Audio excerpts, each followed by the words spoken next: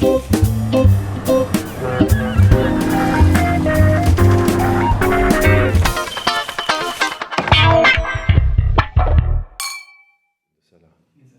Wir sind schon wieder live?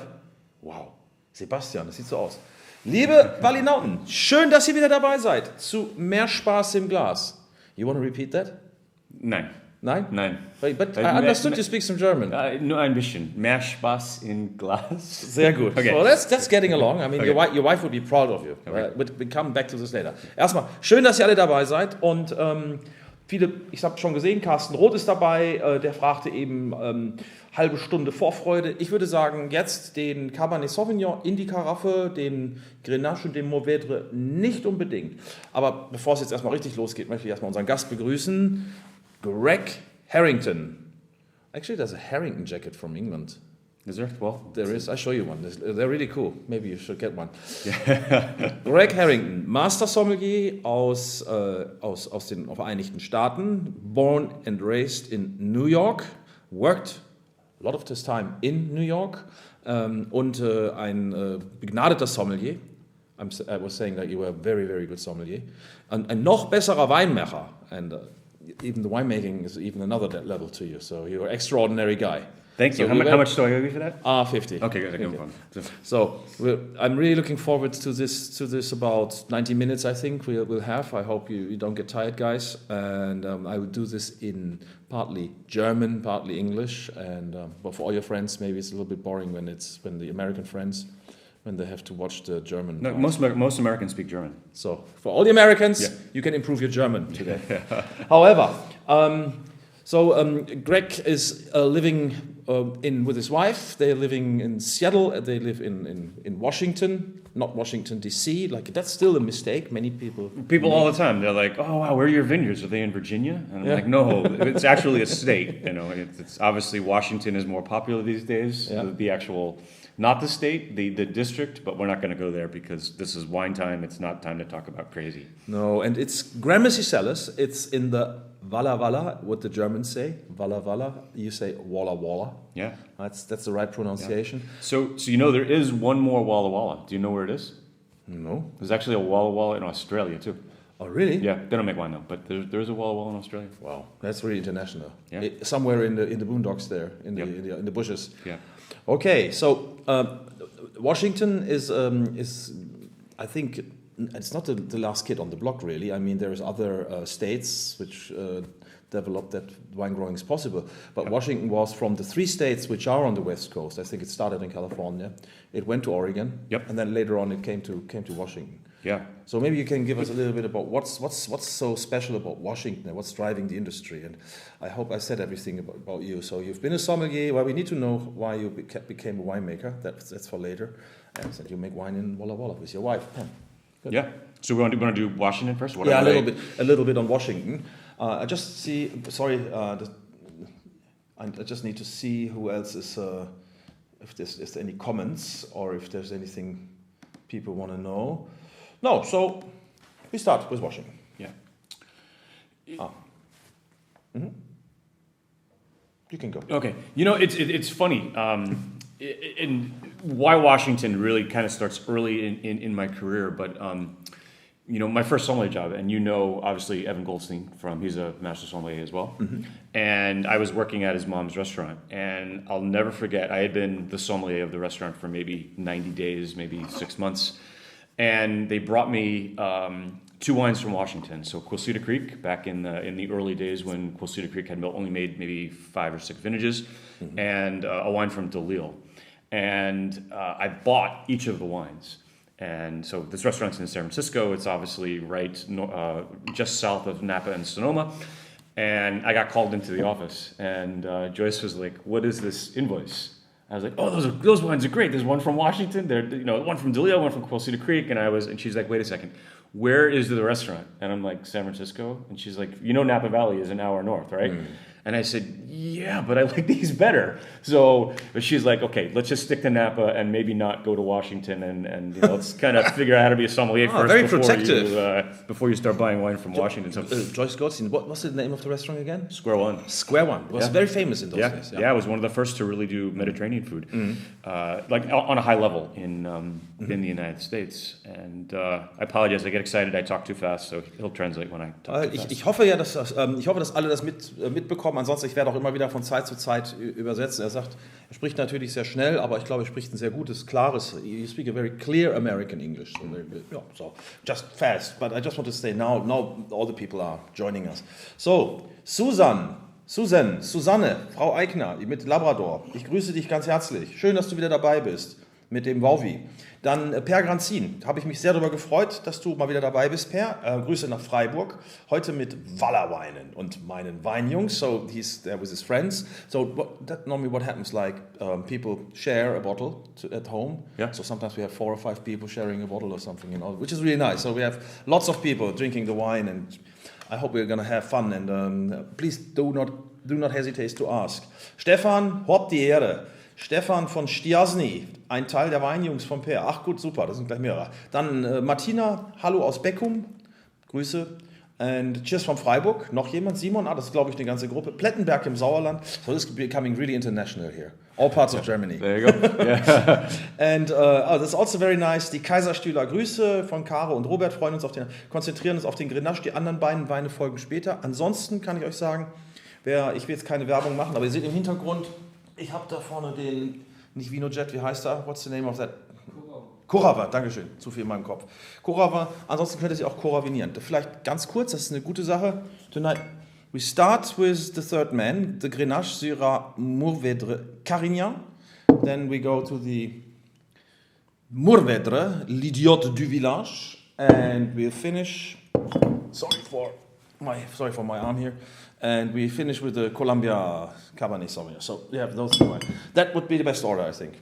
Yes. Also deswegen, wenn ihr jetzt einschenkt oder so. Und und wer möchte, sorry for den Cabernet, maybe you can decant it now. So it will be perfect in an hour.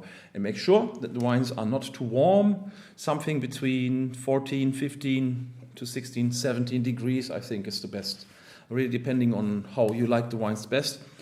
I learned about these wines that they're a little cooler. They warm up anyway in the glass. When they're cooler, that's really nice to see how they develop and what's singing. Yeah, for me, I would rather have a bad glass with wine at the perfect temperature than wine at the wrong temperature in the perfect glass. Ja, absolutely. Yeah. I think temperature is everything. Ich gucke gerade nochmal auf Facebook. Wo sind wir da? Wo hast du das? Hast du das gemacht auf Facebook? Yeah, should be. Ich sehe nichts, aber gut. Okay, so now what we should do, Sebastian, you can check for Facebook later. Ja. Ist da? Okay, ich finde es nur hier auf meiner Seite. Ist egal, ich bin zu doof wahrscheinlich. Ich würde sagen, let's go with Washington. Let's go back to Washington. Maybe let's do the first slide. Jetzt habe ich. Yeah. Sebastian Kunze, hello, also so viele Leute. Patrick Hartmann. Vielleicht alle, die bei Facebook sind, ihr könnt auch rüberkommen auf unsere Seite, Wein am Limit, und dann geht auf Videos, weil es kommen jetzt ein paar Slides, die kann man eben auf Facebook eben nicht sehen, weil der liebe Mark Zuckerberg erlaubt uns das nicht. So, kommt lieber dann auf unsere Seite, Wein am Limit, Videos, oberstes Video, einfach anklicken und schon seid ihr drin. Okay, now we go for the first slide. Good. Let's start off with the maps. Yeah, please. All right, so that's where you are. Yeah, so for me, why Washington? We can talk the story of how I got there a little later. But even in my sommelier career, I worked in a very fortunate sommelier situation for a long time because I was in a situation where I never really just ran one restaurant. Almost from my first job, I started running 3 restaurants, 4 restaurants, 5, and at the end of my career, I was running maybe 20 restaurants in one time. So I always got to see wine from all over the world, whether it's from the Loire Valley in Cabernet Franc or Australia or whatever we were doing at the restaurant. So I always had a real worldwide focus, and there were kind of 2 things that I loved. I loved the fruitiness and the overtness of what you found in California or South America or Australia, which we call New World. I'm sure your viewers are all very familiar with Old World, New World. Yeah, but maybe you can give us well, not that going too far, but now, but I think it's also interesting. Old World, New World. I mean, to me, I have a different definition than most people. Yeah. No. Sure. Yeah. What's your definition? Also, so I'll do it in German. Well, no, in English, so you can also participate. So my definition is that thing, Old World, New World. I think it was made in the 70s and the 80s because of to make life a little easier, especially while the New World wines were, I think, showing something new. It was like based upon the variety which was shown on the label. I think that was almost new to the European concept, except Alsace or Germany or some other parts. And then the wines became quite efficient, technical, they became quite sunny, they were driven by alcohol, they were driven by concentration, but that happened here as well. So I think Europeans followed that. When European wines at that time were regarded like, let's say, the old craft and the tradition and where the grower greets the wines and things like this. And I think nowadays we can't afford really to think like this. It's too simple, and it's not what my preference is. I prefer to say we have people who make crafted wines, handcrafted or crafted, and work and farm their vineyards almost like farmers or craftsmen. And then we have the industry. And that basically is in Australia, but that's in Spain, which is, let's say, from the surface, the largest producer, or Italy or France, where you find a lot of you find a big wine industry. Even some beautiful estates, boutique estates, can be industry wines, I think. Oh, absolutely. Yeah. Because a lot of people think, oh, this must be nice, but I think it's more like a fake world in that regard. So this is my definition of Old World, New World, that it doesn't really exist anymore, that we have to look now at where is it possible to have someone who makes his plot and works his plot and makes something special out of it. And the other guys make comfortable wines, don't get me wrong, but maybe not as exciting for me as a wine guy, and a little bit like odd and, to the likes of everyone. Yeah, for me, you just explained that was long. Sorry. No, you're perfect. Winemaking comes down to how good are your vineyards, how much time do you spend in your vineyards, and how much care do you take into basically letting nature do what it's going to do with the wine when you're fermenting it. And I like to say as a winemaker, I'm really a pilot. I'm really not that important until something bad is going on, and then I'm really, really important. But back to for me, there was elegance in the old world in France and in Germany and Italy, and that I liked California wine, but I didn't find that elegance that I was looking for. Nowadays there's a whole new movement going on where you get all kind of different wines all over the place. You can find modern wines in France, and you can find old world wines in France, and California you can find these very earthy styles as well. And when I first went to Washington, or first started tasting Washington wine, it was kind of the mix of both worlds, where we had the fruit of what we would find in California or Australia, but I felt we had the structure and earthiness of what we had in France. And that to me, for me, it's funny in America, we have this concept that you can kind of sit around and just drink wine on the porch and not have any food with it. And when you go to Europe and taste in Europe, in Italy in particular, that doesn't exist. They look at you like you're crazy if you just drink wine without having food. So we're always looking for does the wine match with food? I don't get crazy about, this wine has to be paired with this or paired with that, but I'm really looking for it. Is it a wine that will go well with food, or is it going to clash with everything that you have on the table? And that to me, Cabernet in Washington, Syrah in Washington, even Oregon, Pinot Noir in Oregon was the same kind of thing, where it was kind of the best of both worlds. And so from the very beginning, I was very attracted to what was going on in Washington State. Okay, so basically you were just saying what I said about that you wanted to farm a special plot because that plot you found in Washington is so special that you got inspired by the possibilities, basically. Yeah. And the way we actually got there was, should I tell that story now, or should we? Yeah. Yes. Yeah. I was living in New York City. Oh, sorry. Yeah. It's basically I basically blew up my life. I didn't wake up one day and say, hey, I want to start a winery. I was working in New York City. I knew the company we worked for was going to be sold. And as a sommelier, you get to a point where it's an amazingly fun lifestyle, but every once in a while you want to be home on Christmas Eve, and you want to be home at 8:00 at night. So I felt that I was in my late 30s, and I said, or 35. I said, what else is out there that I could do? And I started looking into things like retail or distribution. And randomly, my wife wanted to go visit her sister in Seattle, and I said, hey, I just met these winemakers from Walla. Let's go visit, and set up a trip. And while I was out in Walla, and a lot of people don't know that if you're a sommelier, and particularly a sommelier with a restaurant group that's very well known anywhere in the world, and you go to a wine region, you're going to become a very popular person very quickly. And we were only supposed to taste at about 10 wineries, and we ended up tasting about 25, 30 wineries, because everywhere we went, someone went, oh, you have to go here, you have to go here, you have to go here. Mm-hmm. So I got a really great view of what was going on in Washington at the time in 2004. And just happened to be standing in a winery. This guy, very famous guy in Washington State named Norm McKibben. He's kind of the Rob Mondavi of Washington State. And we were tasting Syrah. And this Syrah from his vineyard called Les Collines, which Norm was a partner in ownership in the vineyard. And I said, wow, if I was ever going to make wine, I'd want to make something like that. And he went, well, we'll sell you fruit if you want to make wine. And I said, I don't know how to make wine. Come over. Yeah. And he goes, well, you're a master sommelier. Of course you're going to make wine. I'm like, yeah, whatever. Well, he was taking the piss of you. Yeah. So I was like, I don't know how to make wine. And he's like, well, just come to our harvest. We'll teach you. And, we all kind of laughed. And on the plane home, I said to my wife, I said, we should buy a vineyard and retire there. And maybe it's a good time to show your wife too, because she's German descendant. I learned. Hallo Pam. Ich habe gehört, du sprichst Deutsch. I understood she speaks very good German. That's your wife. Just to show the better half. Yes, exactly. I mean, this is what happens with me when Bianca and I are on the picture. So a lot of people say, okay, now I understand what is the better half. Yeah. And say, certainly it's not me. Yeah, exactly. Okay, thank you. Hello, Pam. I remind her all the time that I married a lot better than she did. So. All right. But anyhow, so I just need to say, because a lot of people may be still wondering what we're drinking, and we have poured already the first wine into our glass. Also Leute, den Grenache, mit dem fangen wir an. The Third Man. So maybe we can show a slide now of the Third Man, because I think it's a good story to it. Is that okay? Or are we jumping too much? No, that's fine. Me. Good. Sure.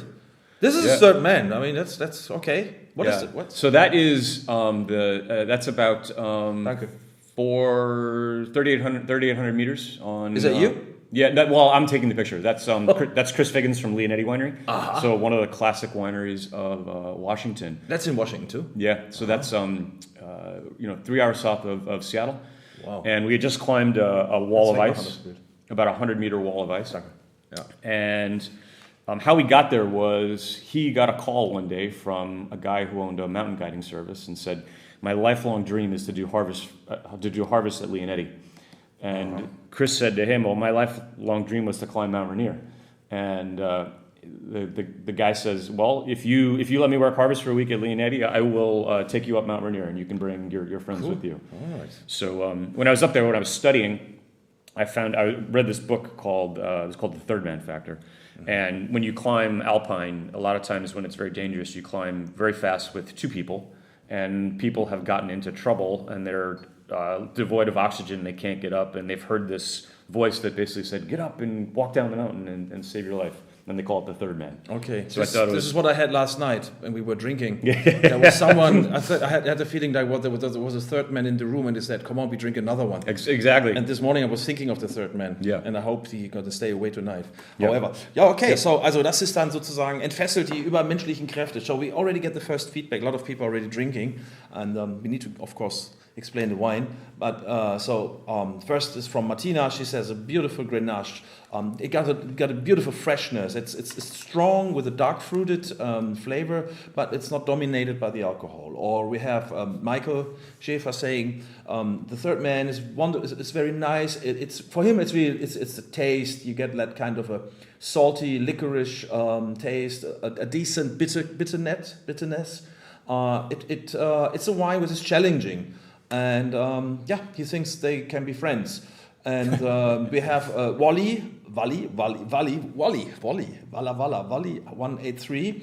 Der Grenache ist schon mal der Hammer. So the Grenache is really, is a hammer. Is der Hammer. Hammer, yeah. And maybe that's the name of the next wine. Has a cool, has a cool freshness. And a lot of other people are joining us. Nicolas, Martin, Marcel Ulm. Viel Spaß mit den Weinen. Berlin, Aachen. Wow, really international today. International German. So, okay. So maybe we go for this wine a little bit. Grenache. So because it's not a pure Grenache, it's not. And actually, just like moving to Walla Walla, which in 2005 was our first vintage, but this wine, the first vintage was 2008, and there was a little in 2007, but it was so small it didn't really matter. We didn't basically say, hey, we're going to create a Grenache-based wine. And you don't know this story, but Pam and I bought a vineyard that had about a quarter hectare of Tempranillo. And when I look at wine to blend, I'm always starting with what's going on classically. So, I don't like to add things that wouldn't belong in a classic region, like Syrah, Cabernet. I'm not together. I know it's done in Australia, but it's not my favorite way to blend those grapes. So with Tempranillo, because it was on the vineyard, I said, well, we probably need some Grenache because Grenache is a classic blender for Tempranillo.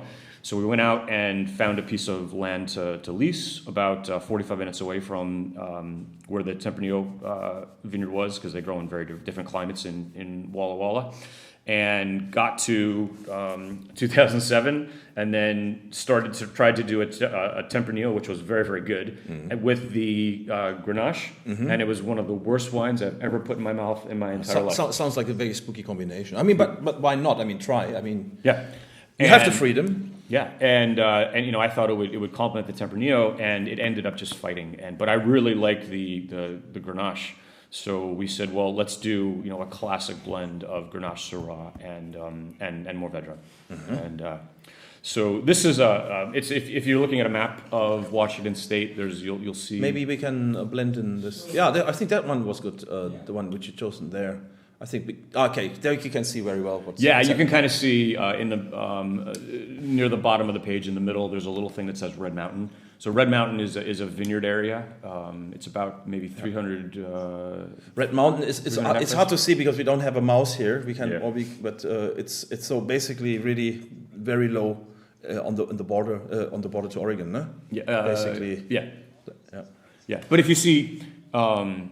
This actually isn't on Red Mountain. It's basically about a kilometer from Red Mountain. It's a little cooler there, and we found it's a fantastic place in Washington for Grenache. That little area right there is absolutely fantastic. And what are we looking for in Grenache? We're looking for basically dry, sandy soils. We're looking for a place that has heat, and we're looking for a place that has wind. And what we found, with Grenache and with Mourvedre, you think of what's in the Mistral in the Rhone. It's there for a reason. It stresses the vine. It dries away mildew. And the best spots where I've seen Grenache in Washington are places that are windy. So you don't think of when you're looking for a site like it has. We all think about what's the slope, what's the soil. You don't consciously say is it windy. But I would definitely say that I look for windy sites for so this it's hard to show where it is, but Red Mountain is next to Walla Walla kind of, which is Walla Walla is the region where you have this line in between. So the state below is Oregon, so basically divides Oregon and Washington. So you're on both sides of that. That's Walla Walla, and left to that's the Red Mountain. No? So directly left to it is Horse Seven Hills, but right above Horse Seven Hills. Okay. Yeah. So sorry, because we have. Warte mal, ich glaube, maybe one. Kannst du noch mal einmal das Slide? Can you just show the slide? Because now this is a good. Maybe this. That's like 22,000 hectares at the moment. I think that's what we learned for the whole region. For the whole region. Yeah. And so you have the Cascades in the middle. Yep. And so there is no wine virtually on the other side of the Cascades where you live. No. This is very similar to Alsace, where we have a rain shadow effect. So on the west side, it's very, very wet, and on the east side, it's very, very dry. And people come to Walla Walla, and if they get off the plane, they're expecting pine trees and water and rain and raincoats. And you get to Walla Walla, and it's like, whoa! It actually looks like New Mexico, or it looks like dry and flat. Dry and flat, yeah. I mean, a region that many of you may have been to is Rioja. It reminds me a lot of Rioja. It's basically a high desert, and so it tends to be very hot, very warm during the day, but very, very cold at night. Okay. And that's a combination that's magic for. Ganz wichtig. Also die Kaskaden trennen das. Links ist auch ist übrigens der Regenwald. It's the rainforest just below Seattle or next to Seattle. And very moist there, and Then Seattle is a little bit like Hamburg, I think, like a little bit. It's not right on the coast. You have that kind of maritime feeling. You go over the Cascades and then you go into, ich spreche auch schon auf Englisch, kommt sehr flach. Und das ist eine der Regionen, die ganz schnell wächst zurzeit. Kannst du wieder wegmachen, das Bild, weil ich glaube, dann können uns die auch bei Facebook wieder hören. Ich wollte nur noch mal ganz kurz sagen, ich gucke die ganze Zeit, ich habe es jetzt ein bisschen besser hingekriegt, ich gucke jetzt auf mein Handy, da kann ich eure Kommentare besser sehen. Pierre Schellert says he's from the Saarland, you know, that's like the Walla of Germany, Saarland, really remote. Everybody makes fun about the Saarland, even though the people are really nice and they eat very well, close to friends. And he said they're happy with that wine. Beautiful fruit, and there is a spicy notes to it, and it's really long in the finish. And I think you are a very good guy when it comes. That's, I think, your sommelier skill. You are very good at blending because you know how to use the grapes. I think that I can see in all of your wines that they are built, not constructed, but they are built nicely, or they're thought of, and the dimensions are not like, oh, why don't we do 2% more here or 3% more? No, you really look for something. Yeah, you know, for me, the best way I can describe it is, you know, if someone said to me, how would you describe the great wines of the world? And for me, the great wines of the world are wines where most of the flavor is in the middle of your mouth. So as a winemaker, it's very easy to get flavor in the front of your mouth. You do that by oak or tannin or just fruit. And it's very easy to get flavor in the back. There's not a lot of winemaking techniques that we have to get flavor in the middle. So that flavor really has to come from the vineyard, and it has to be a good vineyard. So when we're blending, we're always thinking about what's the mid palate, what is the mid palate? Is there fruit flavor in the mid palate? Sometimes it takes that time to develop. Like we tasted a Syrah yesterday that was very front palate, but I know over the course of years that'll develop and the whole wine will start to fill out. Yeah. So it's basically no donut effect in your wines, because that's what a lot of people have. Exactly. So we have Patrick Hartmann. He's with his friends. And the first one, we have soul points. You know, we don't have Parker points. We don't have Hendrick points. Soul points. We have soul points. Okay. 6 is the highest. 3 is like a very good wine. 2 is like, well, give it to someone else. 1 is like, not to mention. 4 is outstanding wine, and 4 to 5 is like 6 is of course like wines you want to drink once in a lifetime. So 4.5 soul points you got from Patrick for this wine. Patrick, this one goes to you guys. Weichsel, so Kirsche, cherries, spicy cherry, a little bit of tomato. Yes, I can follow with it. Pepper, yes, a little bit. Yeah, and you know where the pepper comes from? So in Syrah, pepper comes from a chemical compound called rotundun, which is the chemical flavor of black pepper. But for Grenache, it's very typical to ferment this on the stems. So we don't actually take the stems off the grapes. We ferment with the stems on, and the white pepper comes from stems in Grenache, which I didn't know until I started making wine. Right, well, I think you learned a lot of things about wine when you start making it. Yeah. It's more serious in a way, because it's so hard to make a good wine. And you came, 2005 is when you started, no? Yep. Wow, you come a long way in a short time. That's my observation. Stefan, they say they are overwhelmed by the very dominant vanilla notes, which I don't find that vanilla, because vanilla is more like normally I acquaint more with oak, but I don't think that this wine has a lot of obvious oak. I mean, there is of course oak. Very. There's no new. But sometimes stems can come across as oak. Yeah, there is a kind of sweet touch to it in the nose, and that's typical for Grenache. And then we have Susan. She says the third man Grenache. It's what she likes about it is again it's about the taste. That it is so densely knit, and so she says like it's not really American in a way, because American wines. Thank you. You're my new favorite person. in the nose is a little sweet, and then she's speaking in English. Reminds me a little bit of port. Yeah, it has port. Port wine can have this kind of. Well, what's Banyuls? Banyuls is basically port wine made from Grenache. Exactly. Yeah. Spaß, a lot of fun, a lot of freshness, and I think that's what I learned about your wine. That's what Bianca and I were so overwhelmed by these wines. So, I mean, they're really obviously different, but they also follow this concept of that you like to drink them and not to adore them. I mean, you can adore them, but it's a wine which is really made for fun. It's more fun concept. And so She says there's a salty note in it. No, yeah, so everybody has his own. Yeah, I think because of the way, basically all our soils, even though we're 4 hours from or 5 hours from the coast, because of the way Washington was developed, we do have seabed soils. There is a lot of salinity in our soil, and you find it in Syrah, you find it in Grenache, just because basically Walla Walla and the Washington wine regions were developed by a massive wave that came out of a lake that was in Montana that was held up by an iceberg or a glacier. And every 50 years or so, the glacier would break, and it sent a 300-meter wall of water down through the middle of Washington, and basically wiped everything out. Well, that must be spooky. Like, can you imagine like standing there, a 300-meter? There were Native Americans there at the time. Whoa, really? Oh, yeah, that was a bad day if you got hit by a 300-foot wall of water. Fishing in your on the bank, and then. Oh, Papa, can you see there's let's go fishing in the big wave. Yeah. Wow. But they actually say it is besides getting hit by an asteroid, it's the most destructive force ever to hit the Earth. Oh, really? Yeah, these waves. Wow, didn't know. But there is some nice pics in the internet. You can look at it. It's really interesting. Yeah. It's called the Missoula floods. The Missoula floods? Missoula, Missoula. Missoula floods. Interesting. Thank you. I look at it. So we have. Please, give us your points. Give him some feedback here. I think this is a nice start. I like this wine for many purposes because it's not based on tannins really. It's more on the acidity. Yep. That's what I like about this wine. So it's a nice sparring partner for many foods, for many dishes. And Grenache is such a finicky grape. It can be made really awfully. And many times it is really awful, I have to say. Either it has like glue in the nose, or it's very jammy, sweet. It can be very sweet. Or too rich. Sometimes even from the southern Rhone, even I think Châteauneuf-du-Pape, where they grow a lot of it, sometimes the wines are just too big, it's too hot, too warm. You done a good job on this. Thank you. Yeah. Yeah, but it's interesting because I probably spend twice the amount of time in this vineyard than I do in the Syrah vineyard. It's a labor of love for sure. This is real love. Yeah. Yeah. Pure passion.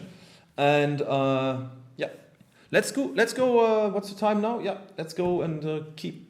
We have some facts here, by the way. Let's come up some facts about. Let's start with Washington. Let's start with Washington. So there is 14 AVAs. American viticultural areas, but we don't want to get him started on American viticulture because we said no politics today. Yeah. And no, forget about politics. Wine is not necessarily about politics. But so there's 14 smaller regions basically within Washington state, and so it's 23,000 hectares, which is quite a lot because I think when I was there in the end of the 90s, there was only like 80 producers or something. It was very small at that time, and now it's more than 1,500. It's really growing. But I'm not sure all those hectares are planted. That might be if you take all the areas of the AVA. That's how. I'm not totally sure, but that makes more sense to me because I read somewhere 12,000 hectares under vines or something. But still, it's small, but it's growing quickly. Oh, for sure. And then we have the loess, the sandy soils, the sandy soils which come from Russia, and with the wind they came. And then we have this volcanic soil, basalt, and which is. Decomposed basalt, and for the varieties, Riesling for the white wines, which I think is astonishing. There's a lot of Riesling in Washington State. Here's a question for your listeners. Who in the world is the single largest winery producer of Riesling? Okay, and we donate a bottle of Cabernet Sauvignon for that, if you find. Oh, so we have 5 soul points from Wally. However, warte mal ganz kurz, ich kann das nicht sehen. Und was stand da unten noch drunter? Was hast du noch? Sebastian, was steht da noch auf dem Schienen? Also, und natürlich ist Cabernet Sauvignon, Merlot, Syrah. This is basically. I think they started really with Merlot. Merlot was the variety where they became famous for like Leonetti. Yeah, and then they made that movie. And then which movie? Sideways. Oh yeah. So, I mean, and then it helped the Merlot sales. Or just destroyed people's lives and careers overnight. Shit, yeah. Okay, so kannst du wieder wegmachen. And now we have another fact sheet here, ne? Yes. So, and for Walla Walla, we describe the climate as continental. That means like very warm summers, hot summers, cold winters. Nights. And I think that's really what it is: warm days, cold nights. 500 hectares is the surface, so it's a very small area really, Walla Walla. And of course, like the same stones and Merlot, Syrah, Cabernet Sauvignon, Grenache, and Mourvèdre. That's what we wrote down. Is that correct? Mourvèdre does not. Most of the people who used to have Mourvèdre have taken it out because it's too cold. So Mourvèdre never go gets to the right. red. Yeah, you go. Yeah. Good. Okay. Dankeschön, Sebastian. So, vielen Dank nochmal hier. Thanks for the feedback. So, we got 5 soul points from Wally. He's a fan of Grenache. And this one is a true highlight to him. Stefan, he says, they are not... Okay, but that happens too. They are not that happy with that wine. For them, it's not that convincing. They prefer the European things. But this is to me like a European kind of style, though with a more brightness, more freshness maybe. And Simon says no, they don't give too much soul points. They're missing a little bit of the acidity and the structure. Okay, fair enough. Enzi is asking, is the wine filtered or fined? No. So we don't do no yeast, no fining, no filtering, nothing. And I think in this day and age, with careful winemaking, you don't need to fine or filter. It's really not that necessary. Mm-hmm. So basically, it's an untreated wine. I mean, it's just a little bit of sulfur, and that's it. Yeah. Okay, so we're moving on to the next wine, L'Idiot du Village, Mourvèdre. So now Mourvèdre as a single variety in southern France, that's... Bandol. Yeah. And sometimes in the Châteauneuf du Pape you find... Yeah, there's maybe 6 or 7 cuvées from Châteauneuf du Pape that are 100% or very, very close to 100% Mourvèdre. Obviously the most famous we were talking about today, Hommage à Jacques Perrin. Mm-hmm. There's a couple others like Montpertuis. There's a wine called Tradition that's 100% Mourvèdre, and you see it in places around. But for me, Bandol is really where the best Mourvèdre in the world is made. It's pretty much the only place where really truly world class Mourvèdre is made. Though they get kind of chunky, a little rustic, dark sometimes, tannic, and when they get older, they develop this kind of gamey, wild, animal kind of flavors. Yeah, I think Mourvèdre in general is really it's a love it or hate it kind of grape. I don't think people just kind of stumble upon Mourvèdre and say, it's really, people either really like it or just go like, I don't get it at all. Mm-hmm. But I like the gamey flavors. I like the animal flavors. I like the meat flavors. To me, it never has the elegance of Syrah, but it has some of the elements that I really appreciate with Syrah. Mm-hmm. So jetzt kommen wir. So we got some other 4.5 soul points. So it's not that fat Martina rice. But we also had some people who said no, it's not for us. Like let's say from Berlin, Fossi, he says they are not that happy. However, but I think with Grenache that can happen, like with Pinot Noir. So it can divide. So some people just like, jump off that. I love it. I like this elegance in that wine. And from Michael Schäfer, he really likes the wine, 5 soul points. And that's interesting because his wife, Heike, she prefers white wine. And she likes this kind of Grenache because it's more easy to understand for white wine drinkers, I think, because of the acidity. The acidity, yeah. That's what it is. Good. So the Mourvèdre. This interesting name, the L'Idiot du Village, the Dorftrottel. Yeah, it's. I like to say we take our vineyards very seriously. We don't take ourselves very, very seriously, mm-hmm. and I think that's particularly when you're a master sommelier. Wine can be intimidating enough, and when we start talking about wine. Unless you go out of your way to make it very approachable, and you seem to make it very approachable to a lot of people. People can be very intimidated, so I didn't want these very complex names. I wanted it to be fun, but the idea behind this was really the Mourvèdre by itself was never going to exist. It was going to be a wine where when we planted Grenache and we had younger vine Grenache until Grenache reaches about 20 years of age, it can really be. It really doesn't reach its heights until 20 or 50 mm-hmm. years. Mm-hmm. So we were going to use this wine as a younger vine Grenache blend.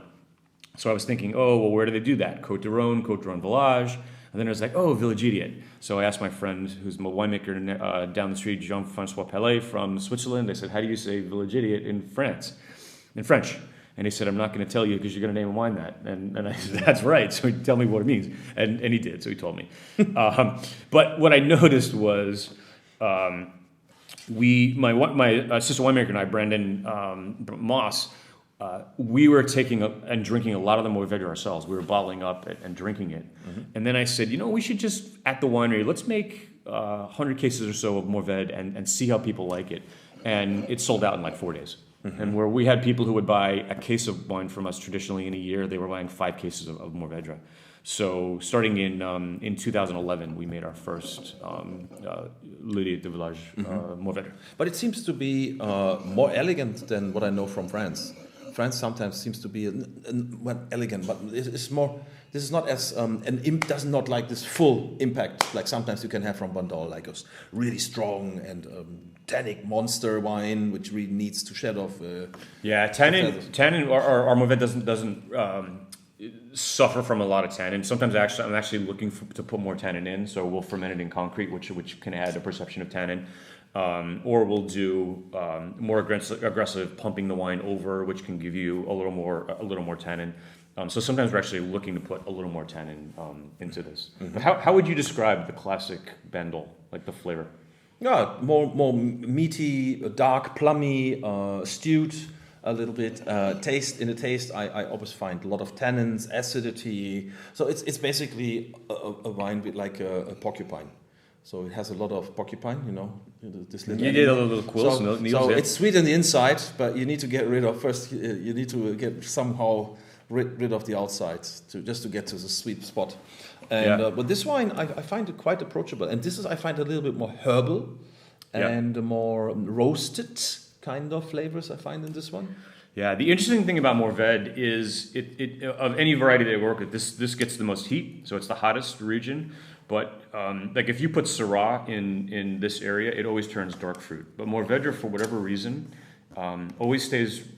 There's a lot of red fruit in it, and the red fruit never disappears. Usually, when you have wines in cold regions, you get red fruit, and when you have wines in warm regions, you get more blue or dark red fruit or dark black fruit. But Mourvedre, for whatever reason, it is adaptable to Mediterranean climates and stays with a lot of red fruit. But it's a crazy grape because you think on September 1, it's ready to be harvested. It gets almost 12% alcohol by September 1, and then it stops. And then it's actually, every year, it's almost the last thing we harvest. Usually we harvest after Cabernet. So it just kind of gets to a point and then goes slow and slow and slow and slow. I like the grip in this. I mean, I'm not the biggest fan of this description of feminine and masculine. But if you compare the Grenache and the Mourvedre, then probably the Grenache would be more the feminine, and the Mourvedre probably more the masculine style. Yeah. But still a very subdued style for both wines. Yeah. Well, we had also like some people. Well, Canon now, yes, correct for Grenache, schreibt Martin, that's correct. And we had So somebody says like that Grenache reminded him more of the Pinot Noir style of Grenache. Like you can have a Grenache in a more beefy and very alcoholic, rich style. Yeah, that's more the fine, elegant style of this. Yeah, I mean, we try to make everything like Pinot Noir. We're just so gentle in our winemaking, and I really give Steve Dorner at Christum Wines in Oregon a lot of credit for some discussions we had on how to handle Syrah and how to handle these Rhone varieties, and so we look at it like a Pinot Noir would look at making their wine. Mm-hmm. Oh, we have some people already answering your question regarding the Riesling, and so we have Arne Prescher. Arne, we owe you a bottle. We sent you one. Don't forget. Arne Prescher, Saint Michel. Yes, that is correct. Wine Estates, and so Jens Beckmann was later, and he also says it's not only. It's the biggest Riesling producer on Earth. I know, isn't it crazy? It's in Washington State. And I'm sitting in Germany and we're talking about Washington. Jens Beckmann. Jens und Arne, wir schicken euch jeweils eine Flasche Cabernet Sauvignon, die Lower East. Nicht vergessen, Sebastian, müssen wir dran denken nachher. Oh Gott, woran wir einmal alles denken müssen. Aber wir kennen euch ja eh. Und ansonsten schreibt ihr uns nochmal, bei der nächsten Bestellung schicken wir euch einfach eine mit. Alright, so going back to the Mourvedre, this is more to me like a sausage wine. Yeah, cigar wine, sausage wine. Cigar wine, yes. Yeah. What? This is a cigar wine. I need another one then. So, Leute, wie sieht's aus bei euch? Mögt ihr das? What's your opinion? This give him a feedback. I think we had a positive feedback on the Grenache. And of course, like Grenache is a variety because it's very elegant. It's not to everybody's likes, which I absolutely understand. But I think stylistically, this is to me how I personally like Grenache. More this fine. And now with this Mourvèdre, I think this is for me absolute, what we say in Germany, Neuland, new territory. Because in that style, I'm not sure. That's really, I can really get the flavor of that variety. But stylistically, I'd say it's really something new. Yeah, and again, we didn't wake up and say, hey, we want to make Mourvèdre. We just noticed that Brandon and I just kept drinking it,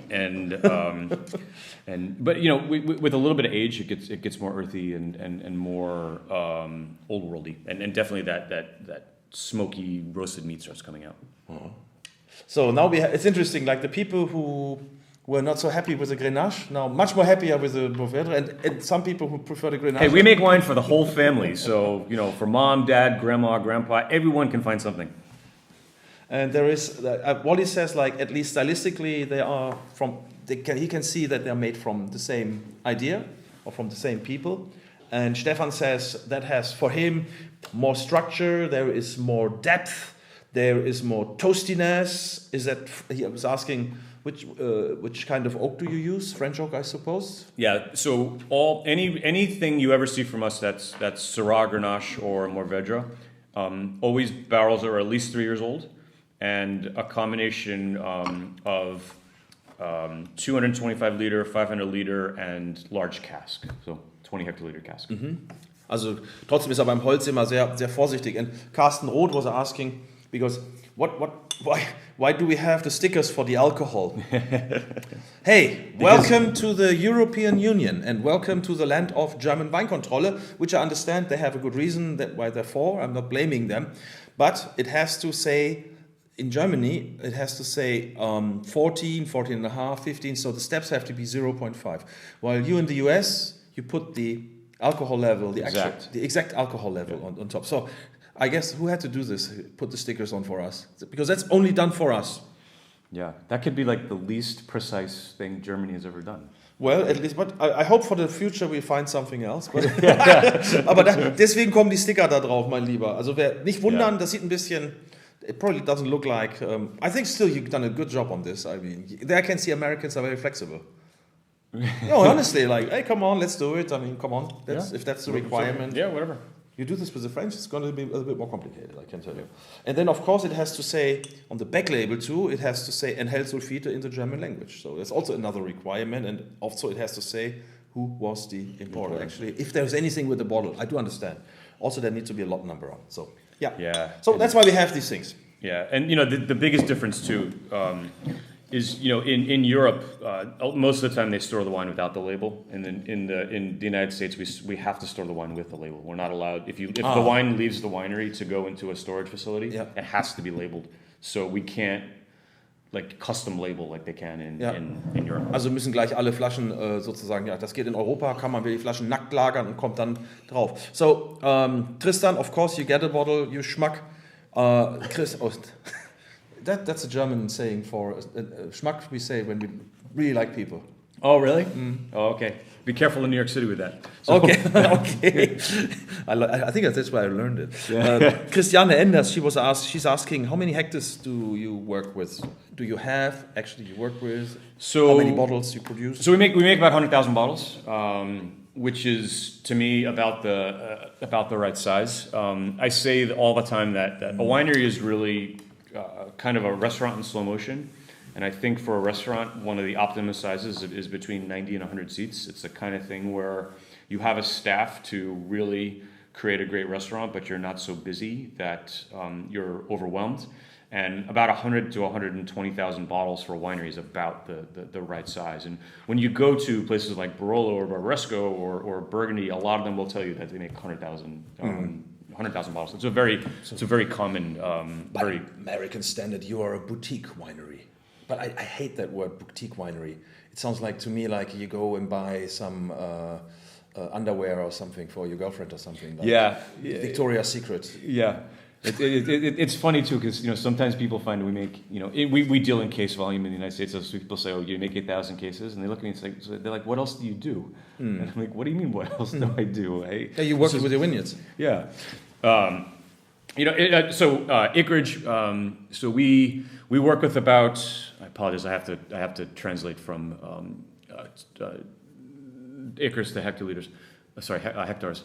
We own about 15 hectares, and we work with 28 hectares. So, but Washington is a very interesting place in terms of land. So this system to my knowledge, doesn't really exist in Europe. We go to a vineyard and actually lease the land from the vineyard, and then do our own work the same. We don't let the vineyard. We don't just show up one day and the vineyard says pick. So basically, we work with those vineyards. Yeah, we get all the benefits of doing what we want in the vineyard without paying the bank the money for the vineyard.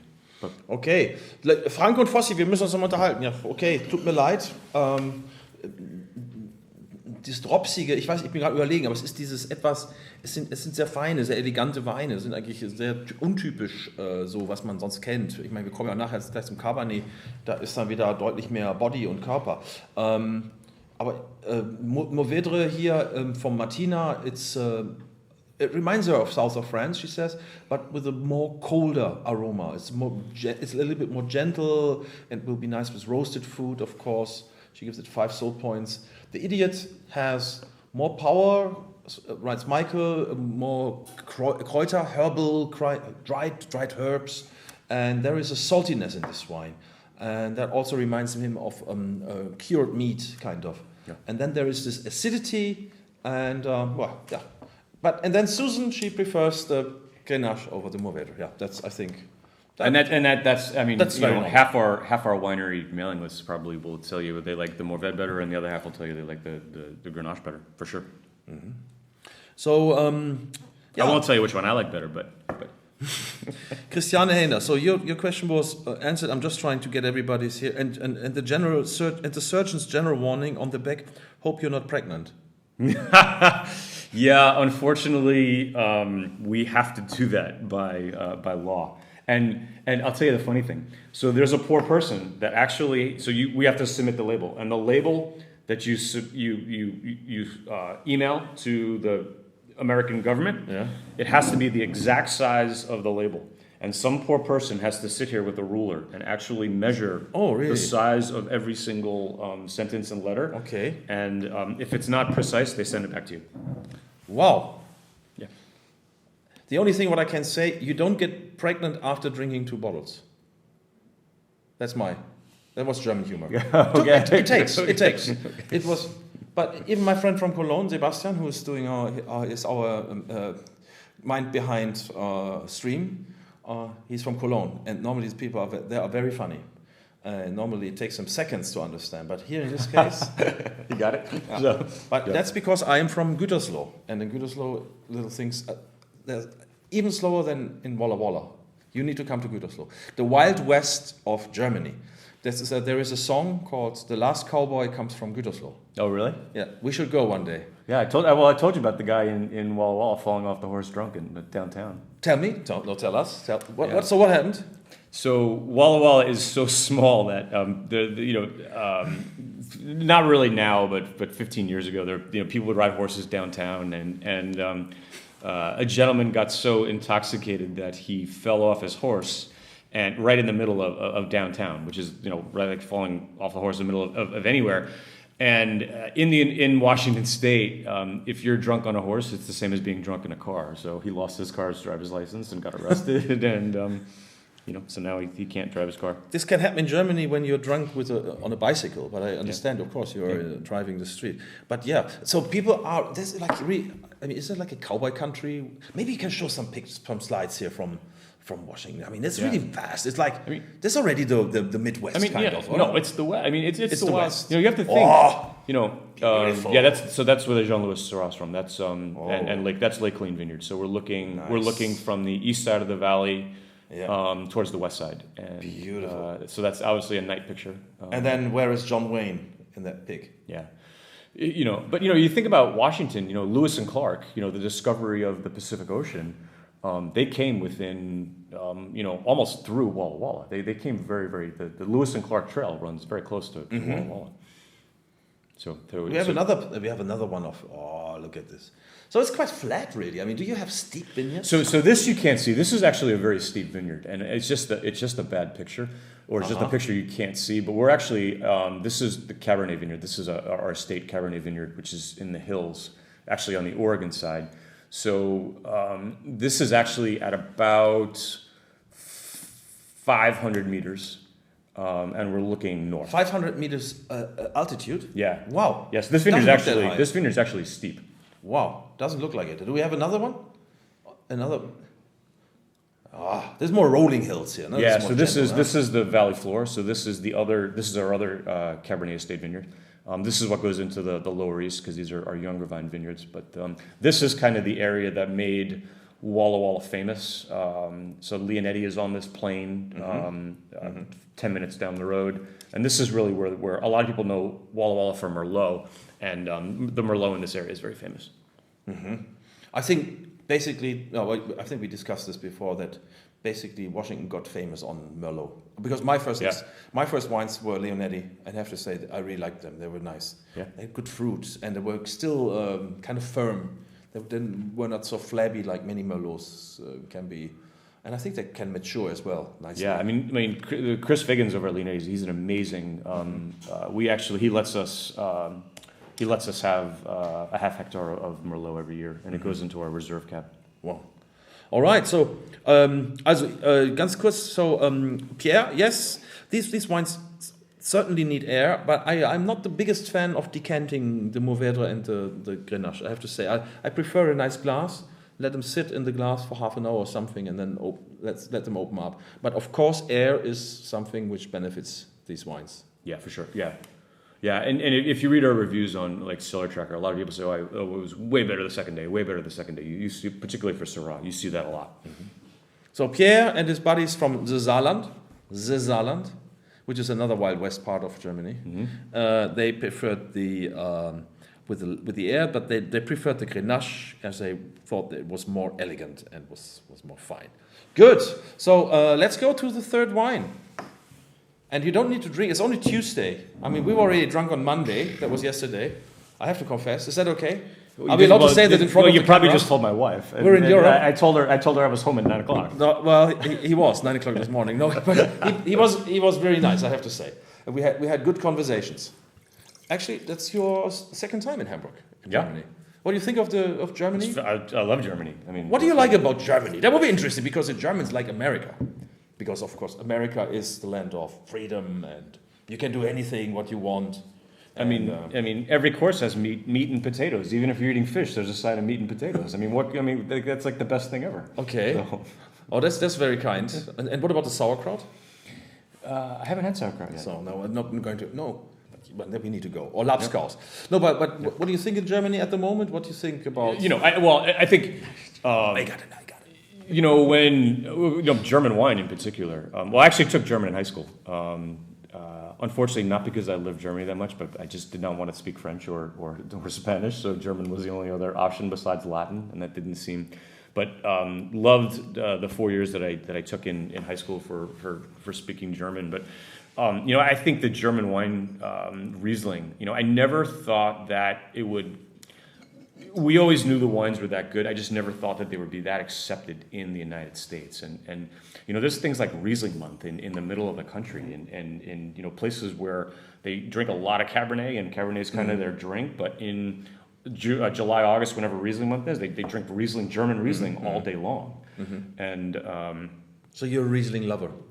Yeah. I mean, how could you not? Like most sommeliers. Yeah. Yes. I tend to prefer the dry wine. I don't dislike the off-dry wines, but I tend to prefer dry, or a little off-dry. But it's becoming huge in America. Is it changing a little bit? It was in the past. It was many times. It was a little bit the cloying and the sweeter styles. And I'm not talking about the Black Tower and all this. I'm just talking about like some big names too. They were sending more the sweeter styles, no? Because I think that's what American GIs after the war learned here, or that was the wines they acquainted. and that's what they took home. And I think that culture has remained. And now I think it was the sommeliers really to change it in restaurants and to use. Yeah, and also the main importer of one of the main importers of Terry Thies is really like a reasoned geek, and has really pushed the dry style and the better styles. And so. Oh, excuse me. Oh, I'm sorry. What? That wasn't me. No. Good. So there's some people behind it. So Frank asking for Knete im Goodie Bag. What? Also, Sebastian, das war deine Idee. Kannst du ruhig mal erklären. So, warum haben wir jetzt die Knete diesmal? Eigentlich wollten wir von euch, dass ihr so kleine Sachen damit bastelt. Genau, wir wollten das Ganze ein bisschen interaktiver gestalten. Interaktiv? Ja. Wir wollten, dass alle ein bisschen mitmachen können. Also kneten? Genau. Also knetet mit dem Ding. Und ich habe mal eine schöne Idee. Knetet doch was und postet es bei uns auf die Seite. Und wir gucken mal, ob es da wirklich schöne Sachen dabei sind. Und dann überlegen wir uns noch was. Also weil wir heute schon 2 Pullen verschenkt haben, dann verschenken wir auch noch eine dritte für den besten Knetebär. Sehr gut. Okay, ist das cool? Machen wir? Also Frank, ich bin gespannt, was du und bitte alles so, dass es jugendfrei ist. Ihr wisst schon. Do you harvest at full flavor? This is a good question. That was from Stefan. In which months do you actually harvest? Yeah. So it's funny. I feel like this question was put there on purpose. That you staged this question for us to have. No. It was written by Stefan. There is the email. Yeah, it's the perfect question because I think particularly in the United States we really fight and I don't know the right word. We take the position of full flavor wrongly. So if I'm making Cabernet and I'm walking in my vineyard and it's harvest, then Cabernet we typically harvest in somewhere from the first to last week of October. And if you come to Walla Walla and we walk the vineyards together and you're tasting Cabernet grapes when they're almost ripe, you'll see they almost taste like dessert. They have like a blueberry flavor or a kirsch kind of, like a dark kirsch kind of flavor. And you're like, wow, these taste really good. I really want to eat them. But I think that when we go back to the European roots of winemaking, when they say the grapes tasted ripe, I don't think they meant the grapes tasted like dessert. Mm-hmm. And I know unfortunately we don't have Syrah today, but when you taste Syrah in the vineyard, if it actually tastes good like dessert, you're way too late. You have to learn to pick Syrah on what is the balance of acid to sweetness, and then you kind of look at the stem, look at the seeds to see if they're brown, and kind of look at taste and chew up the skins to see where they are tannin-wise. But if they actually taste good, I think you're almost 2 weeks too late. Mm-hmm. So I think every variety has a certain thing that the winemaker looks for, and a flavor or not a flavor. But I think that you learn to figure out exactly what it is in each of your varieties in your region. But typically pick dates. So Grenache we will get the first week of October. Mourvedre will be the end of October. Merlot will be the second week of September to the middle of October. And Cabernet is basically all of October. Mm-hmm. Do you have any, Martin is asking, are your summers pretty much guaranteed, or do you have these unpredictable years like us in Germany with Washington? Well, yeah. So Washington's a pretty interesting place in terms of viticulturally because it's actually viticulture paradise. We have no phylloxera, so we don't graft onto our anything on. We just take Cabernet, put it in the ground, so we don't have to graft onto any rootstock like most places in the world. We don't have a lot of mildew. We don't have a lot of botrytis. We don't have a lot of disease pressure at all. The one thing we do have is cold. So we have cold in 2 different times. We can get a cold air current that moves from Alaska or northern Canada, and it can go to -20, -30 Celsius. And when that happens, you actually have to cut the vine down and you have to re-trellis the vine. Mm-hmm. You may want to translate that. Muss man nochmal, also re-trellis heißt, dass man nochmal schneidet. You cut them, you prune them, and then you basically start again. Yeah. Also nochmal schneiden, nochmal neu, wegen der Kälte. Yeah, but the difference is you don't actually, so if you have a 20-year-old vineyard and you cut and start again, you don't go back to year 0 in terms of fruit quality. Mm-hmm. Chateau Saint Michel has done a lot of studies on this, and they feel that you lose basically like 3 to 5 years of vine age. So a 20-year-old vine will taste like a 15-year-old vine. Aha, okay, wow. Gut. Ich habe gerade immer nebenbei, I was reading a little bit, so I didn't get it all, but was man verstehen muss über Washington ist, dass es sind zwar warme Tage und dann kalte Nächte und dann, dass eben die Photosynthese, so the photosynthesis will stop at a certain degree, ne? Or the ripeness of the grape stops, so the plant will not work anymore when you're below how many degrees Celsius or basically just below like negative 2 Celsius, and if it goes that cold, the leaves will literally fall off the vine. Ach so, so that's during harvest. That happens in October. Das ist ein bisschen Weintechnologie. Also das heißt, wenn es zu kalt sind, das kann passieren auch sogar noch während der Lese, dass die Blätter runterfallen sogar wegen der Kälte, because of the weil er hat sehr kalte Nächte. Ja gut, Canada is so basically you are basically open to Canada, so you basically get the climate from Canada as well. Yeah, it's almost like a not desert. Desert, desert it is style. Yeah. And the other issue we can have is we can have fires from Canada. The fires are very common in the summer, and you can have smoke. And we haven't had any damage of smoke in Walla, but there are regions in the world where fires can. It happened in Napa Valley. It happened in South Africa. It happens in Tasmania. So, well, now I hope you have the Cabernet Sauvignon. I think I go for some more. And it's interesting. Like, I mean, of course, we had some criticism from very few people, but for the first two wines because of that, let's say, freshness, elegance, finesse. And I think now this should be like back on track. This is like really like probably like this is what a lot of people also expect from Washington. This is what they know. I think Cabernet grows nicely, but this has a good croquant. I call it. It's knackig.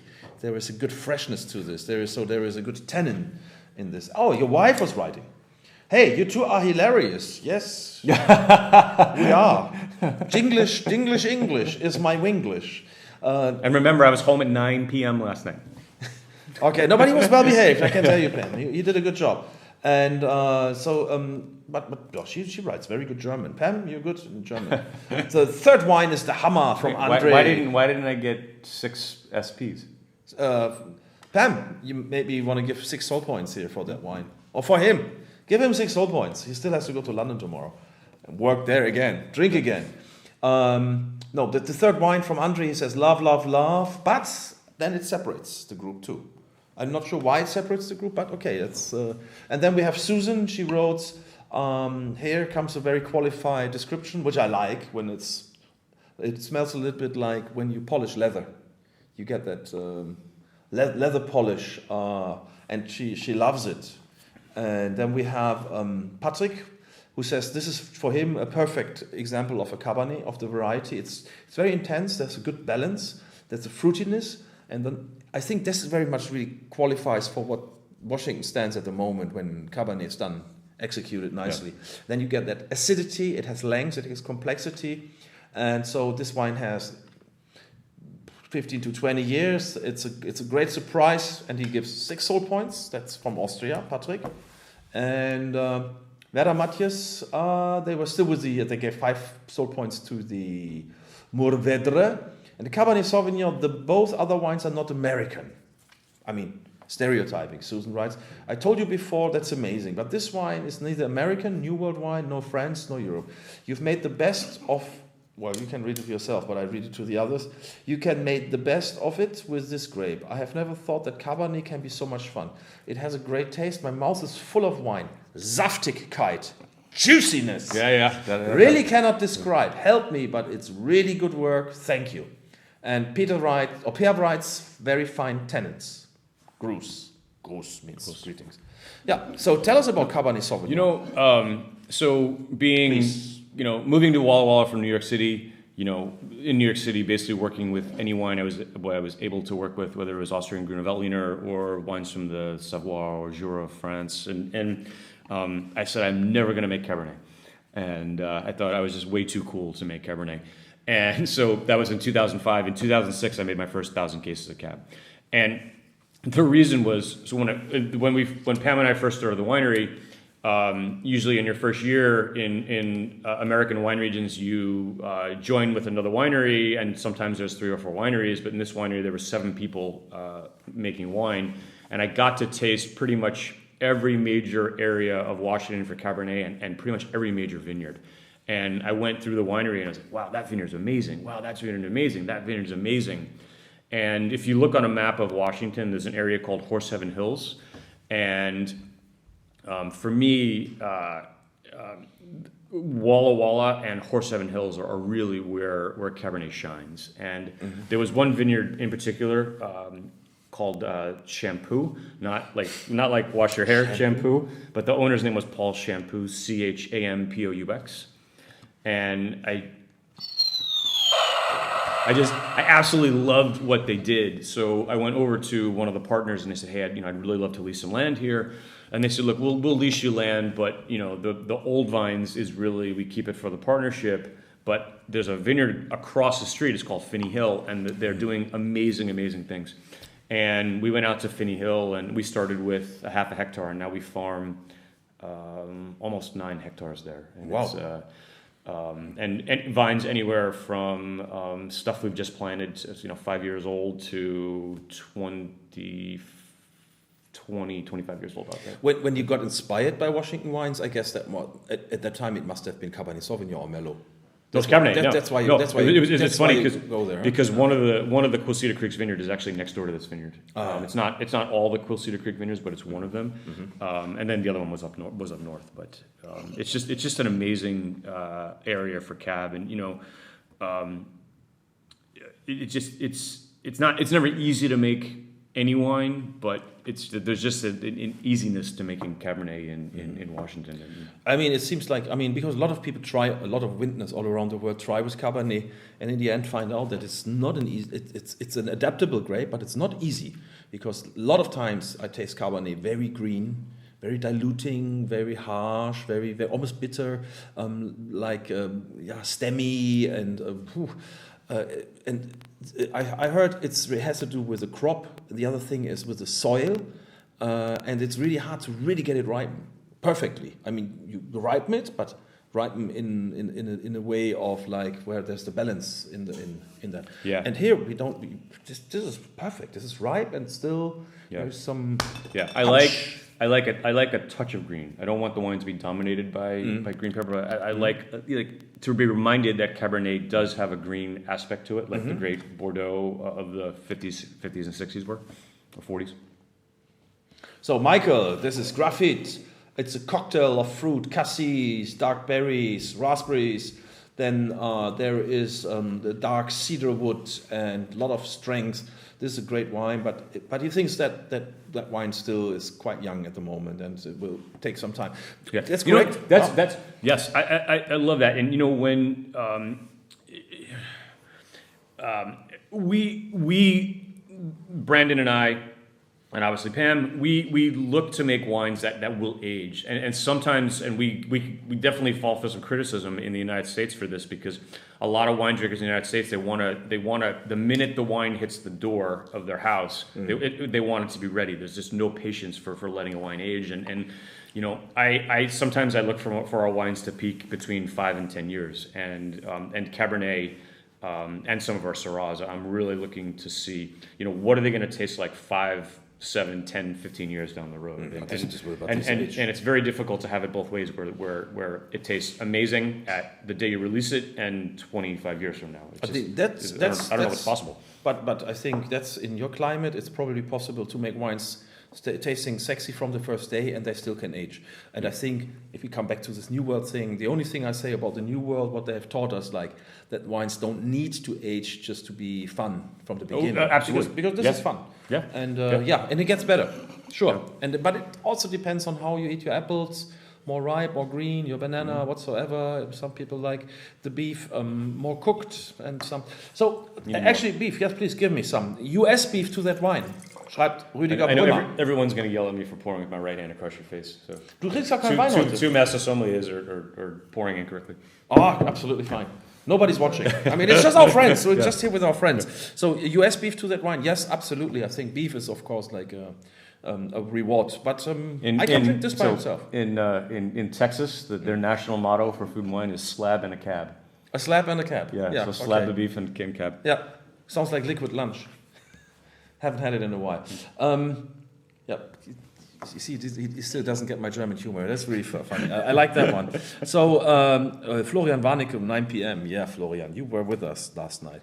Another thing about Pierre Schellhardt, a little bit off the records here, or let's say off the main topic, is how do you look at the theme of biologically farming in the United States? We hear that it's not that they're how to say.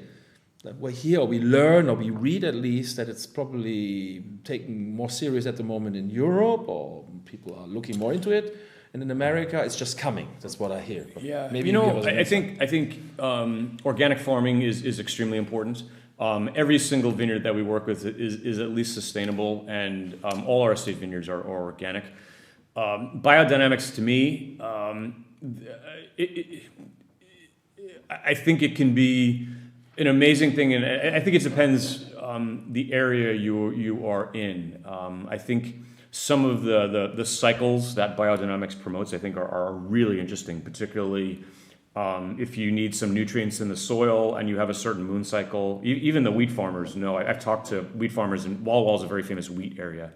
And I've talked to older wheat farmers that say, yeah, we knew 100 years ago that if you do this to the wheat field during a full moon, it gets pulled into the wheat, and if you do it during not a full moon, no moon, it goes into the soil. And I think with biodynamics, we've discovered a lot of that. But I also think that particularly some of the composting with biodynamics, that if you have soil that's already struggling biologically, you might need other sorts of compost to get there. So I think that there's a lot of things between biodynamics, organics. There's things like radio signals that there's so many different schools of how we do an organic-based farming that I think you can learn and use everything. So I think people become more aware of this. Because what I noticed, like in New York, but New York is not, of course, it's not the United States, but people really look for this kind of products, organic farmed, local stuff and things like this. I know the farmers market and things like this. Yeah, I don't care. I don't care if it's a sommelier from New York, Austin, Des Moines, Iowa, San Francisco, California. If there's a 25-year-old sommelier and I'm tasting in their city, they're going to ask me if my wines are organic. There's no doubt. There's no doubt about it. Our generation, we're it's not that much of a concern. It's becoming more of a concern, but for the younger generation, it's one of the first questions I'll ask. Yeah. So it will come. It'll come because when the demand is there. Well, that's the only thing about here in Germany. Also, I think it's globally that what is bio really? The definition is really difficult. There's so many options and. Well, but even what is organic? Because even the definition of organic wine in the EU is a lot more. So technically, in every one of our wines, technically in the EU, according to the EU law, are organic. But in the United States law, they're not organic. The vineyards are organic, but the wine itself is actually because the EU law allows for 100 parts of sulfur, but the US law only allows for like 15. Okay, ja, so, sehr unterschiedliche Meinungen hier. Einmal Berlin, sehr enttäuscht, okay. Weiß auch nicht, was mit euch ist, Jungs. Ihr habt ja noch was in der Flasche. Trinkt sie nochmal. Also, bei Grenache und Mourvèdre bin ich dabei, dass wenn man mehr auf Body geht. Aber das hier ist, da bin ich bestimmt nicht der Einzige, auch der Wein gerne trinkt. Das ist schon, finde ich, ziemlich großes Kino. Muss ich da an der Stelle mal sagen, auf jeden Fall gedrückt, tut mir leid. Das schreibt Bianca gerade, alles klar. So we have, So a lot of people say thank you, and now Susan is drinking a glass of wine with her dog. Well, hope the dog doesn't drink too much wine.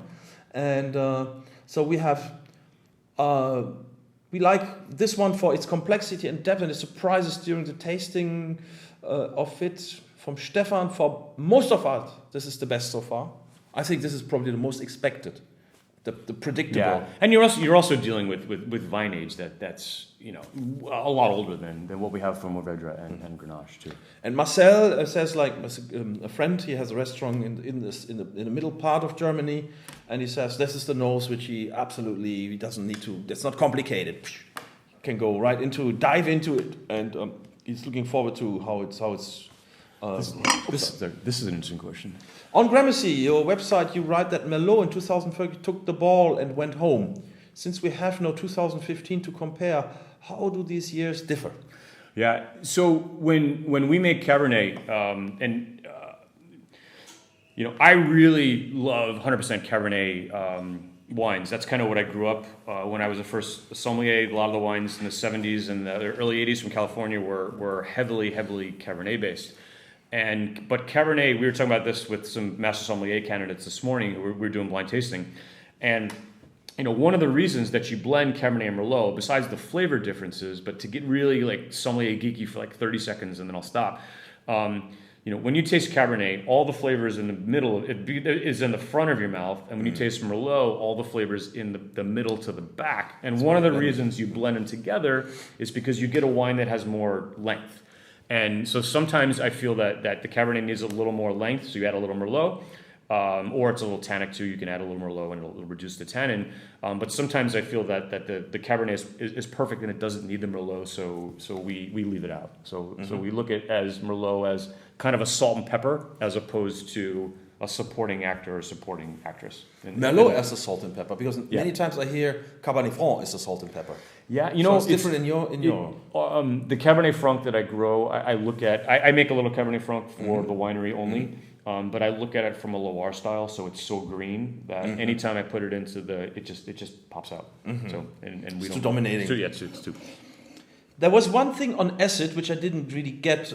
This was like from Stefan. It came to our conscious that the acid management seems to be balanced by man and not so much by nature. We think that you should introduce not matured grapes to the full flavor grapes to rise acidity and structure. You need to think about that. Did you get it? It's this one here.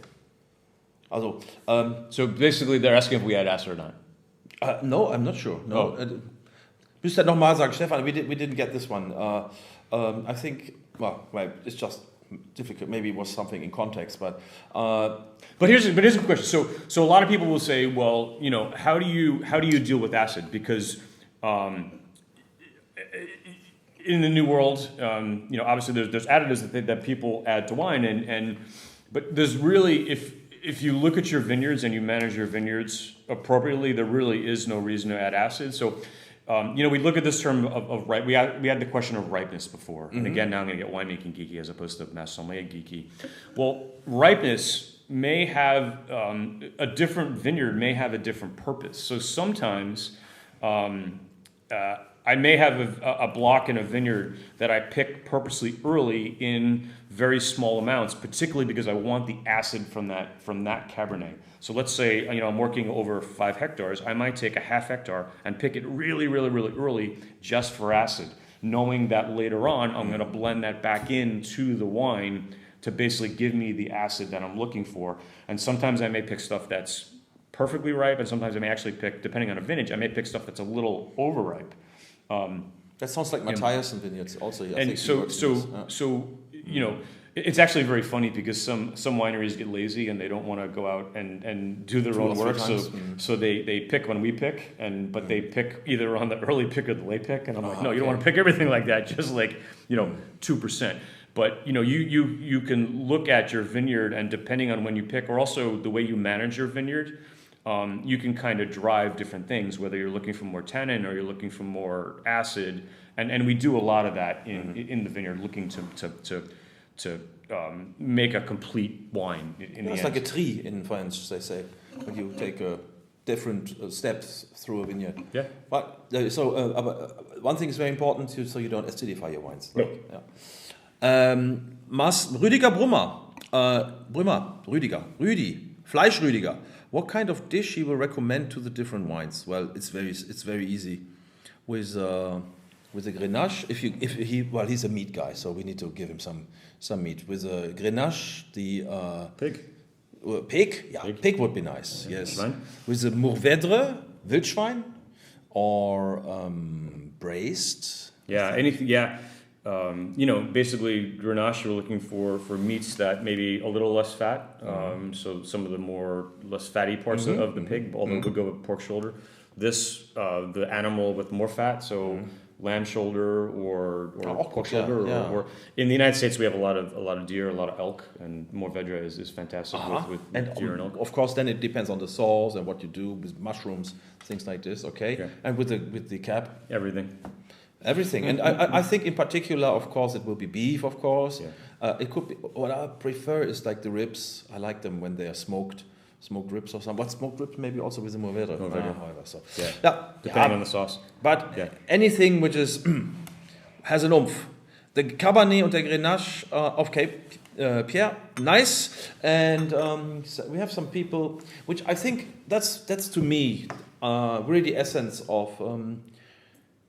of this unit here. And I know these wines came in a short period, a long way, and I think the way to go, it will be interesting to see where you're heading. I think you will gain in complexity, stylistically. I think you have found already what you want to do, more elegant and fresher wines, but you probably will have more complexity as the wines get older. Vine age for sure. That's the one thing we can't rush is vine age. And but they are untypically American. Some people say, but that's. I think, to be honest, I think the Germans have no clue about American wines in general, because I'm just being very, very frank on this. I think America has such a scene of different styles, different wines. How to say? That's like that we only see a very, very small window of what's possible in the United States. And I think sometimes that's a pity. That's not only for United States. That's with many countries like South Africa, with Chile, with Argentina. On the other hand, when I go to the United States, I see many European wines sitting there in the shelves and waiting for me. So what the United States is for me is all on about is that there's a great variety in either local or domestic wines. Of course, there's New York, maybe more European, and West Coast is maybe a little bit more the local wines. But however, so you find so many different styles, and I think we are not fair sometimes in saying, okay, American wine is this stereotype, because this is only what we see here. And I wish there would be more interesting wines from America coming to Germany and would have a bit larger platform. And I think that would be, well, my 2 cents here. I mean, it's not that I'm blaming anyone, but I'm just saying also it takes a little bit more balls from the importer side to also look for what's off the beaten track. And also from the winery side, if you like we were talking today, like we could sell everything in the United States, but I feel that I really want to have a worldwide presence. So that's why we take a good percentage of our wine and export it, because I think that is really important. That we want to build Washington as a region. We want to build Walla as like people in Germany know and people in Shanghai know, and we send wine to Moscow and St. Petersburg, and I think that is really important to develop an identity for the region. Super. So we have many people just saying thank you, and it's been fun, and so the wines that basically came across that they are more for food, more food wines, and that they basically display a different view. This is really what we want to do at Wine Unlimited. I mean, we want to give. We want to say that the wine world is such a nice place with so many nice people everywhere, in every country, in every continent, and I think that's very much also what I've learned from this Master Sommelier education and course, to be open. I think that was, of course, it was started in England, and I think the English always were. That's where they have been very, very good at. Yeah. Like looking, when you go to London, you see a great variety. This is what we learned from them, and. One last question from Martin. What is about the Reserve Cabernet? So Reserve Cabernet is it's basically one of the oldest Cabernet vineyards in Washington. It's a vineyard called Sagemore, and then we blend it with the oldest block of Finney Hill, which is here. So it's the oldest block at Finney Hill, and then a vineyard called Sagemore, which is a legendary Washington vineyard. A lot of the best players in Washington have used it, and the grower came to us and said, "Hey, I have a block that's opening. I've been tasting your wine for a long time. I think it would really work really well. It's about 50 years old, and it's just." it's not, in the United States, sometimes the general consumer expects that your regular wine is a little less full-bodied and your reserve wine is more full-bodied. And particularly with the Cabernet, it's not more full-bodied. It's more about elegance and complexity and length and the stuff you have to think about, as opposed to, you put it in your mouth and you're like, wow, this is amazing. So it's more about we're trying to develop almost Japanese flavors, which are more subtle as opposed to... So in German, I might do a shortcut on this one, but es geht ja nicht immer darum, bei Reserve denkt man immer in Amerika oder sonst wo auf der Welt, in Australien oder sonst wo, Reserve heißt immer größer, fetter, larger, also hier geht es eigentlich darum, feiner, eleganter, mehr Textur, enger gewoben, und das ist eben das Schwierige, glaube ich, so etwas zu machen. Also das heißt, kein Wow-Effekt in dem Sinne, dass man sagt, wow, this is like big wine. Exactly. So it's the opposite, that you say wow because that wine really touches you, and I think that's also a different approach. Like many reserve wines are reserved because they're just bigger and larger. Well, that's not really what I like. And Stefan, I will answer this in German. No, das genau hat er gesagt. Die Weine wirken sehr eingestellt. Nein, dann sind sie nicht, denn wäre es nicht sinnvoll, dem Traubengut auch unreife Trauben. Also das macht er ja. Also er liest später, er liest früher. Unreif muss man sowieso sehr vorsichtig sein, dann kriegt man sehr schnell, glaube ich, eine sehr grüne, auch eine unangenehme Note dabei. Aber er liest eben zu verschiedenen Stufen, und dann kriegt er eben auch die Komplexität. Ist er, glaube ich, nicht der Einzige, der das macht, und so kriegt man natürlich, das ist aber genau das, ich glaube, da haben wir uns hier irgendwie missverstanden. Und Walli, vielen Dank, Dankeschön Simon, ich finde auch gut, okay, habt ihr kontrovers hier heute diskutiert, gehört auch mal dazu, finde ich auch völlig in Ordnung, das muss auch sein, auch wenn das sicherlich ein teures Paket war, aber trotzdem, ich finde, für mich, muss ich sagen, mich begeistern diese Weine, klar, deswegen importieren wir sie. Michael, freut mich sehr, dass Heike und du ihr Spaß hattet. Ihr werdet jetzt wohl mit dem Schaumwein noch weitermachen. Oha, ist ja auch Dienstag. Also ich finde sowieso, rettet den Dienstagabendswein. Und ich habe gerade gesehen, our neighbor Sven was already watching because he's going to bring some food now. So there you go. I just saw Big Brother is watching you. Yeah, we get you. Thank you so much. Thank you. This was awesome. I really. Have you done this before? No, this is my first time doing a live stream, and I'm like, I'm gonna start doing this in Seattle. But why not? I mean, I think it's possible. I mean, but the thing really is, it's now our 43rd live stream. Yes. Sebastian, great job. Thank you, mate. Thank you. Yeah. Excellent guy. He's still recovering from the flu. He's not drinking wine. Normally he drinks tons of wine during, but he's abstinent today. Und vielen Dank nochmal an euch. Thank you so much. No, I think what I like about this is interactive. You can say whatever you want. You can feel free. We have positive, we have negative. Your wife was watching and see that you're well behaved. Yeah. What more can you ask for? And of course, we're going right back to the hotel right now, and I will be fast asleep in a half hour. So thanks for coming and reaching out here and really, share your passion. And what I like about your wines, that they are just the beginning of what you've started. Is wow, that's to me overwhelming, and we're looking forward to what to come. And I wish you a great week. We can do this now in English. So I normally go German to say goodbye. Yeah. So I wish you a fantastic week. I wish you lots of wines, lots of nice glasses of wine filled up with joy, cheerful wines, and enjoy life because it's later than you think. Anyway, in dem Sinne, mehr Spaß im Glas und ich freue mich auf bald. Dankeschön. Merci. Thank you. Thank you. Thank you, Greg. Thank you.